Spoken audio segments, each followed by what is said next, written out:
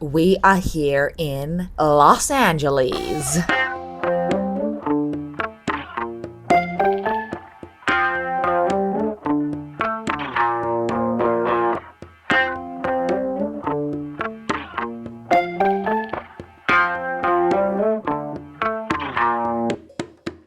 This has been a very spontaneous trip. LA has been on the list for a while. Obviously, it's got an amazing food scene. It is a melting pot of different cultures. Seems to be a term I literally use for any city that is major. We kicked off today with a big walk up to the Griffith Observatory, which was a lot more difficult than I expected, but a beautiful way to see LA from great heights, and had a nice little breakfast at a place called Alcove in Los Feliz. The breakfast was mine was pretty average. Rohan's was really good with like delicious coconutty rice, jerk chicken bowl. My salmon, literally I could have cooked myself, but that's fine. It had a lovely little outdoor area. And then apart from that, I've just been working, so nothing too exciting today. But tonight we're heading to a little Thai spot called Love to Eat Thai, which sounds like it would be really tacky and pretty basic, but apparently is phenomenal. I think it's rated like 9.3 or something on the Infatuation, which I do align myself with quite strongly. I think they know what they're talking about.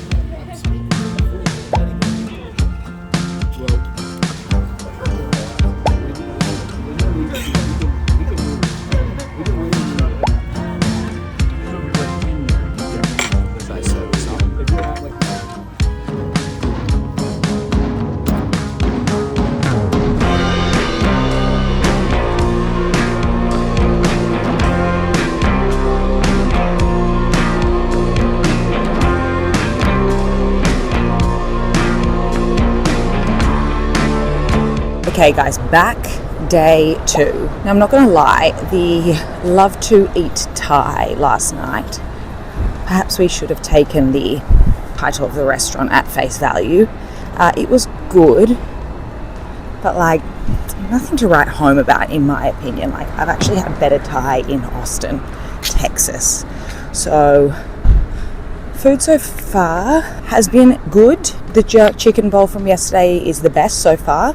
But this morning I'm going on a little solo trip to yet another Bib Gourmand spot or Michelin guide spot called Lou's Café. There's a few around town. This one is in Koreatown where I'm staying, and it looks like very, very, very delicious Taiwanese food. So I'm hoping that this is the beginning of the culinary adventure that I was expecting in Los Angeles, in Hollywood.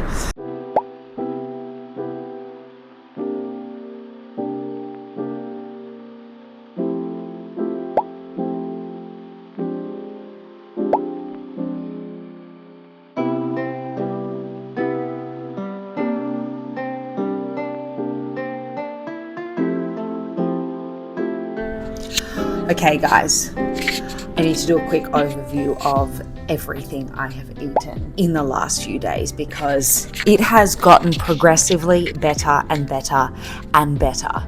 So where I left y'all was just prior to Lou's Café, which was delicious. In fact, so delicious that we went back this morning. I went by myself and I got the chicken and rice, which was really delicious, like delicate kind of poached chicken with white pepper. I absolutely doused it in chili crisp and like chili, like an acidic kind of chili jam, which added a lot of kick to it. But I just had that with the sweet Hong Kong milk tea, and it was just glorious, and about $14, which in comparison to some of the other breakfasts we had like Alcove was a real steal. Then today we had the pork belly and rice, which was a lot more flavorful, absolutely delicious, with like beautiful pickled cucumber. And then of course the French toast, which was a little indulgent, but I didn't regret it. It was delicious, like fried bread, honestly, like almost deep fried bread with custard oozing out, a caramelly condensed milk over the top, like honestly glorious.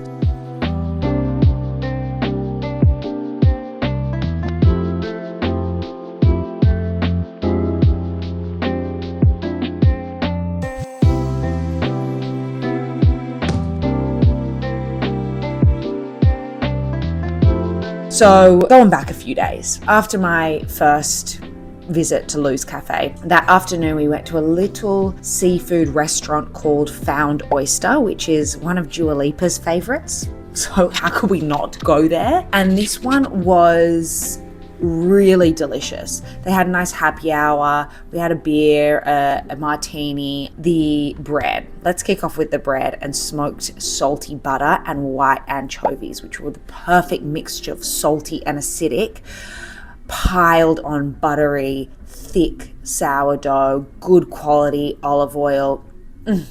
Just delicious. The crudo, salmon, scallop, trout, and what's the last one called? Not hamachi. Halibut. Glorious.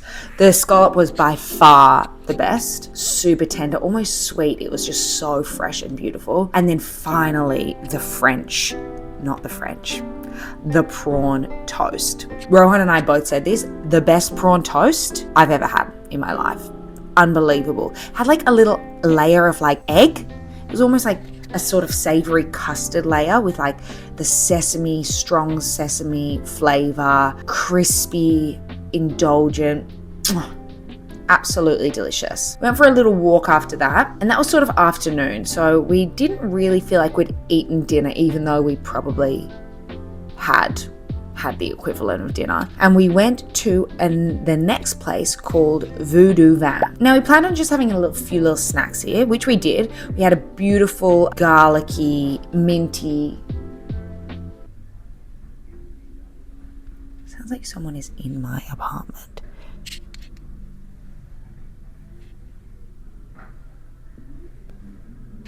Garlicky, minty yogurt, sitting in the sun. The sun is setting. I had a glorious glass of natural Chardonnay. All the wines were natural. You know, we thought we'd just have a glass of wine and a snack, but it was just so glorious. And the service was so good. It started by an Iranian man, American. He's from New York, but Iranian background. So the food is heavily influenced, if not all Iranian food, and his wife.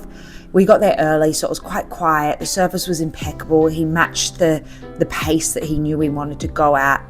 We thought, you know what? I think we need another glass. So we got this glorious, like, minerally glass of chilled red. It was so good. And we thought, you know, we need a bit more food as well. So we got the tashin, which is like the crispy rice with layers of chicken. Oh my goodness. It tasted of like rose water, but was still heavily savory. Dried pomegranates on top. It tasted like a rose water dessert, but like transformed into a savory, crispy rice dish with chicken. Oh my God, it was so good. Oh, and the rice was like baked in yogurt, so it was really creamy and luxurious. And then finally, the saffron, rose, and pistachio ice cream. It was just one of the most glorious nights I've ever had. It was so heavenly, good company, I guess. We sat there for probably 3 hours. Unbelievable. I would highly recommend going to this place, Voodoo Van. Then yesterday, what did we do yesterday? How did we kick off the day? Oh yes, Café Tondo, which I think is more of a nighttime spot, but you can go during the day. Very trendy, good like breakfast food, a delicious pan con tomate with burrata, which was fresh, simple, garlicky, good quality olive oil, a burrito with a fried egg and a bit of refried beans and some delicious drinks. Very good. I like that place a lot. I mean, nothing to like write home about, but delicious. Mandatory sweet treat after, just from a little Asian mart. We got a little custard coconut bun, which was good. But then the fun really started in the afternoon.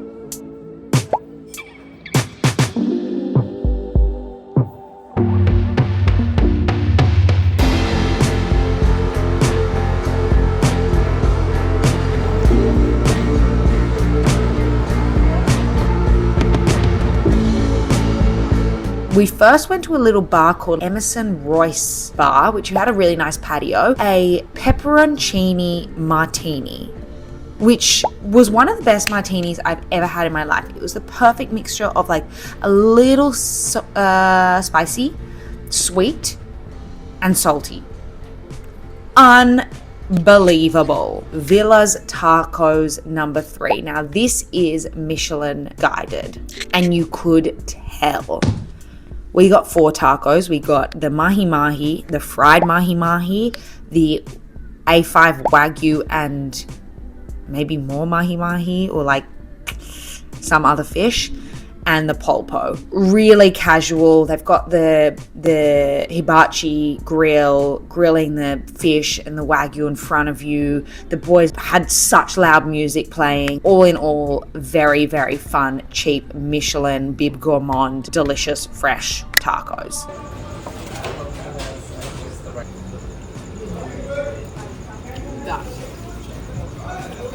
Yum, yum, yum.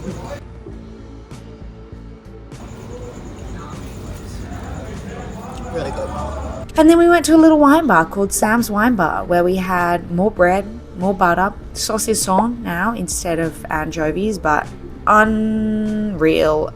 The most glorious glass of orange wine, very Chardonnay adjacent, glorious in the sun, a few chicken wings as well, unbelievable. The chicken wings like turmeric-y, spiced, delicious. The saucisson was fatty, melt in your mouth. The butter was like heavily punctured with roasted scallions. Really good, and this wine, I just can't get over it. We finished off the night with a little slice of apple pie from Cassell's Hamburgers. Now today we are on our final leg of the trip.